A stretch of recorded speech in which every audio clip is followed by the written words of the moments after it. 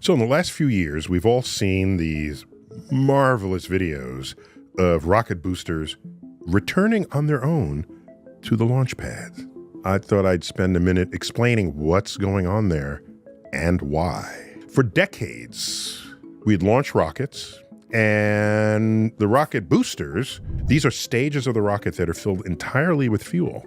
When they are spent, there's no need for the rest of the rocket system to continue to drag it to its destination. And in the United States, our preeminent launch location is Florida, and we launch east in the same direction that Earth rotates. In that way, we have extra speed endowed by the rotating Earth in order to get to orbit. What are you over after you launch from Florida? You're over the Atlantic Ocean. So you just drop the boosters in the ocean and keep going. It would just be garbage at the bottom of the ocean.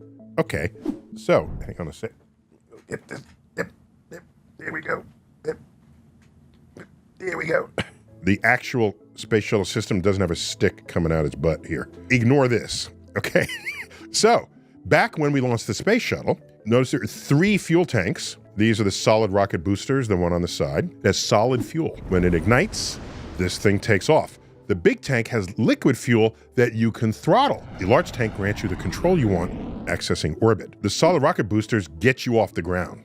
I mean, all 3 engines will do that, but liquid fuel is actually turned on before the count gets to 0. That's the first set of flames you see, but nothing's going anywhere yet until the solid rocket boosters kick in. These were, in fact, recycled. They were hauled out of the ocean and dragged back to Utah where they were made, and they're refilled with the next round of solid rocket fuel. So those were reused, but not with the spectacular sight of them returning to the launch pad. All right, so here's what's going on. What SpaceX has done is rather than exhaust the booster and have it drop into the ocean, we have to ship it out of the water, the booster has leftover fuel. The booster is launched with fuel that is not used during the launch.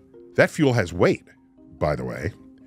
Not only that, the boosters have tripods that unfold, enabling it to land solidly on the surface that you choose. And it has whatever avionics and whatever GPS system, so that wherever it detaches from the main engine, it can find its way back to the pad.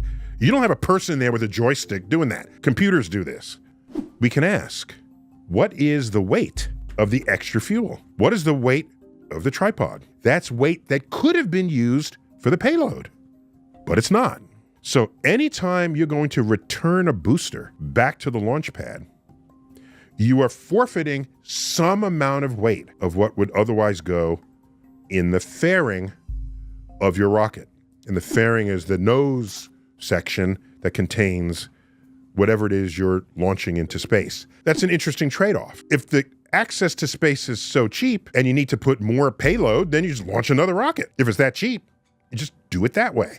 Nothing wrong with that. So now here's a couple of interesting facts. The Europa Clipper mission, the spacecraft that's going to Jupiter, orbit Jupiter and take these loops that come close to the surface of Jupiter's moon Europa to look for life, especially beneath the surface. They have certain ice-penetrating radar because beneath that icy surface is an ocean of liquid water. There's more liquid water on Europa than there is in the oceans of the Earth. And as far as we can determine, life on Earth began in our oceans. Anyhow, that spacecraft was so heavy that the boosters could not afford the extra fuel and the tripod. So those 2 rocket boosters did not come back. They gave their lives for science. But if you look at their launch record, they each had been used many times before.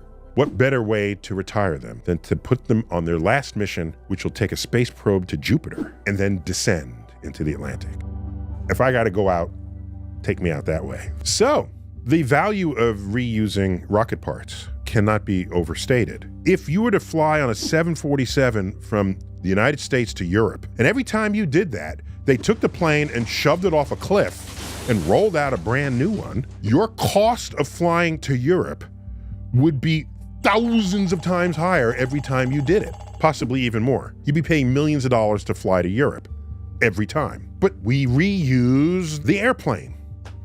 Yeah, in between, the engineers check it out. They kick the tire. They make sure everything's working. You have a diagnostic list to make sure that everything checks out. You put it back in motion. So not only do you want to reuse the parts, you want to fly them as often as you possibly can. Because as is true with most businesses, there's the cost of the mission itself, but then there's the cost of the sort of the marching army. There's like everybody who's just staffed to make it all happen at all times.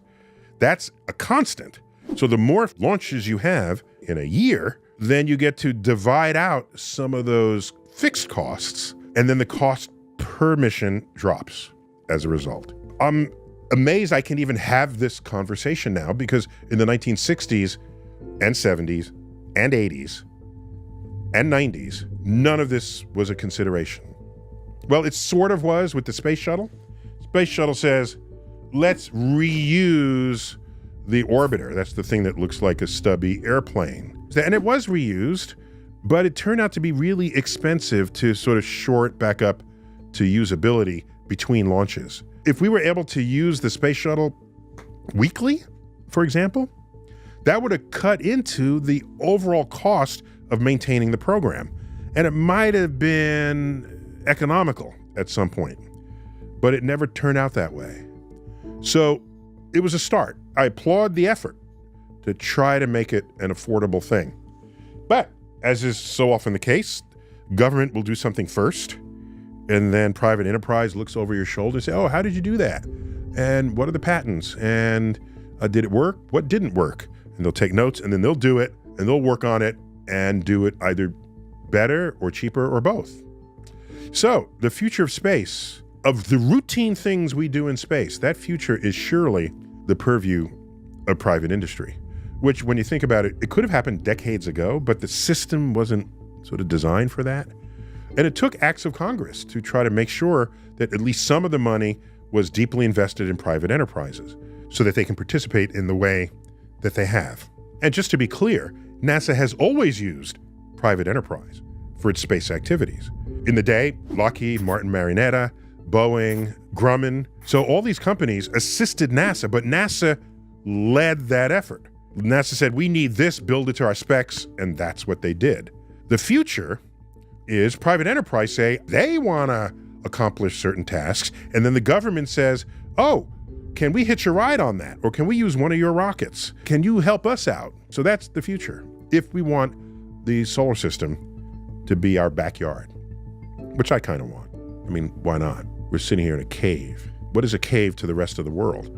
It's this little place where you feel safe, and things are probably dangerous outside, but there are probably great other things to know.